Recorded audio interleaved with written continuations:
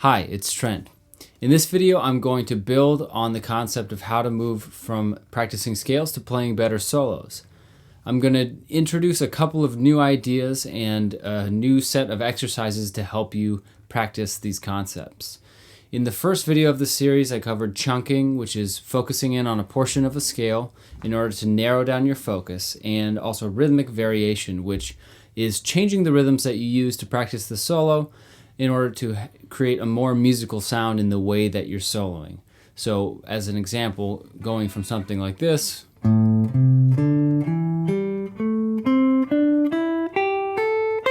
to something like this.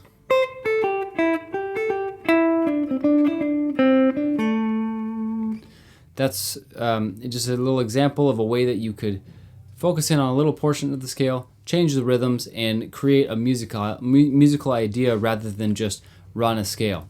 So what I want to help you do is to move into a place where you're soloing more naturally and more musically, and I think that today's exercises are going to help you do that. So the first concept that I want to introduce is the idea of starting a phrase on the upbeat, which is the space in between two downbeats. The downbeats would be where we count 1, 2, 3, 4. The upbeats would be the second eighth note of an eighth note pair, which you'd count by saying 1 and 2 and 3 and 4 and so on. And so that and is what we'd call the upbeat. And so the phrases today are all going to begin on the and of 1. And this is going to help open your ears to some new rhythms and give you a different feel, because when we shift where the rhythm starts, it really changes the feel of what we're playing. And what we're going for is just interesting feel and sound, and this will help. So take a look at the first exercise.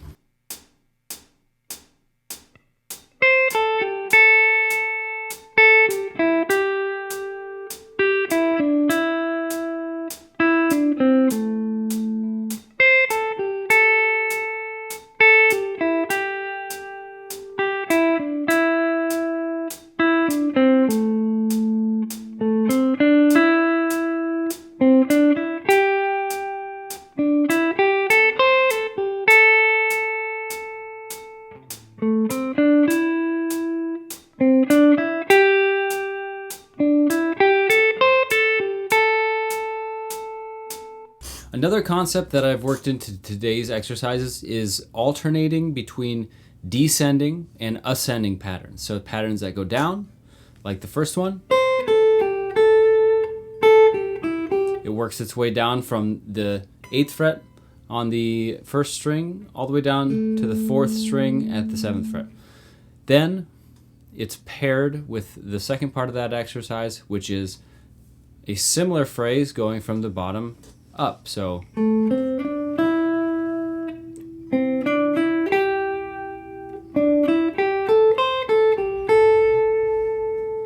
okay, so we've got phrases starting on the upbeat, and then we've got paired descending and ascending patterns, creating two phrases that complement each other.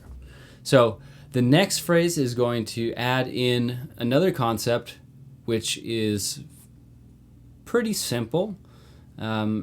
It's doubling notes, so playing the same note twice. So this is something that can have a really neat sound rather than changing every note. So here's the exercise really slow, just to show you what I'm talking about.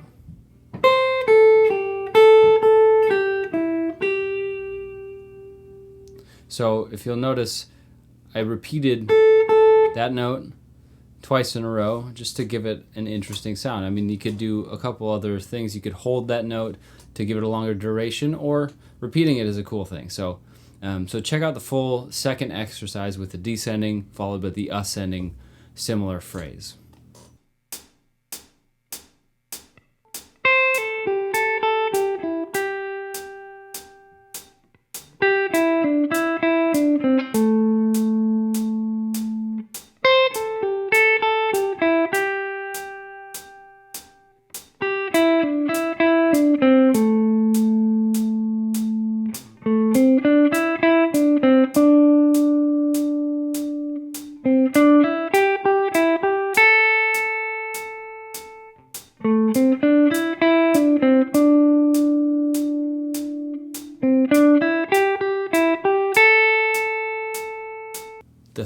third part of today's exercise is introducing another additional technique or trick, which is using a very small piece of a bar, which is a bar is any time that we're playing more than one string with a single finger.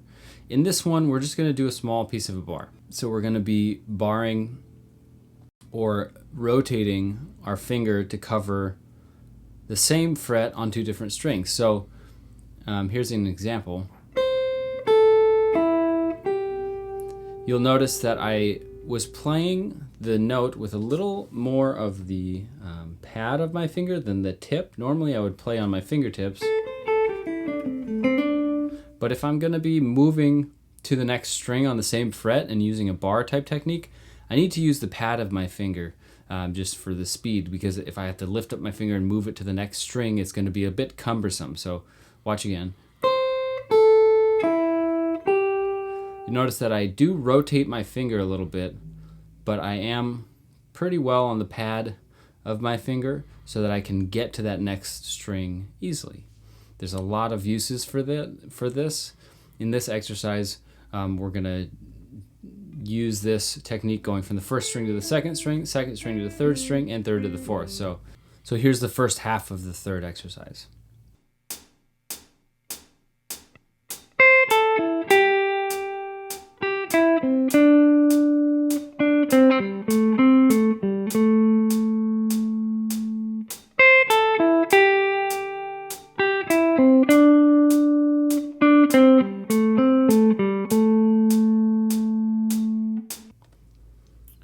The second half is going to be ascending, going back up from the 5th fret on the 4th string. So it's going to be, I'm actually not going to use the barring technique on the way back up because it just doesn't feel quite right to me. To me, here I would go to from the 5th fret to the 7th fret on the 4th string, and then I would use my pinky instead of going up with my 3rd finger. I could do either one actually, and you can do either one. I just personally tend to use my pinky there. And then in the next pattern, we're going from the 3rd string, 5th fret to 7th fret, and then going to the next fret, the 8th fret on the 2nd string to stay in the pentatonic pattern. So again, that's 5th fret, 4th string, 7th fret, and then 7th fret, 3rd string, down to 5th fret, 3rd string. Then we go 5th fret, 3rd string, to 7th fret, 3rd string, 8th fret, 2nd string, down to 5th fret, 2nd string, and then 5th fret up to 8th fret on the 2nd string, then 8th fret, back to 5th fret on the 1st string. So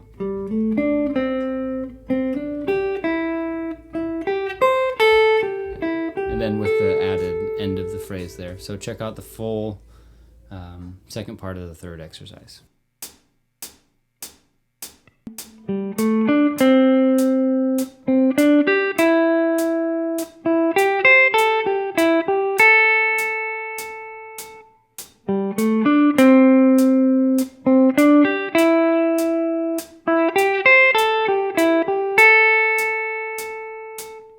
Okay, so part 4, this is the final part, the final descending and ascending pattern pair. So in this one, I've extended the phrase length by a little bit to create a little bit of a more interesting and longer phrase.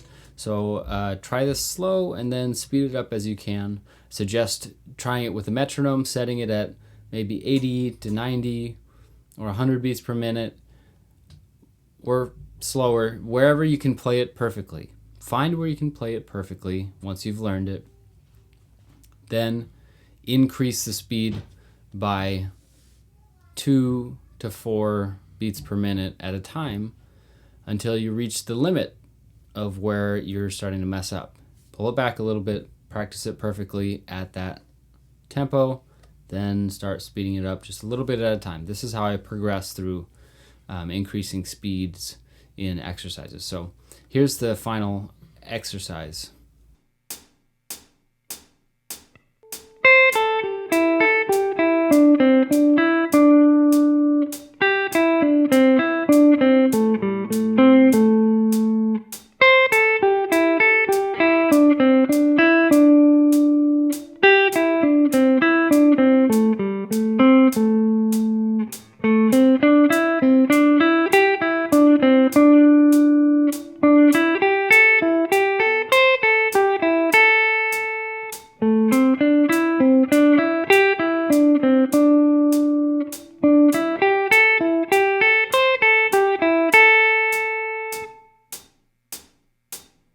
Okay, so that concludes today's lesson. I'm going to play out the full exercise at the end of this. As always, I've got practice videos available at my website, practicemakesbettermusic.com, and I also have exclusive content on the website that is not posted on YouTube, articles that I post, and lessons that are in, written word format. And I will be creating some free exclusive content for people on my mailing list. So if you go to my website and subscribe to the mailing list, you'll be in the loop for some free content I have coming. I have a free mini course that I'm going to be creating. So if you'd like to stay in the loop for that, make sure to visit my website, practicemakesbettermusic.com, and subscribe for the mailing list. And I will not spam you. I'll just send you updates every once in a while about free stuff that I'm releasing. So let me know what you think. I hope you found this useful. If you have any questions, feel free to get in touch. Okay, thanks. Have a great day.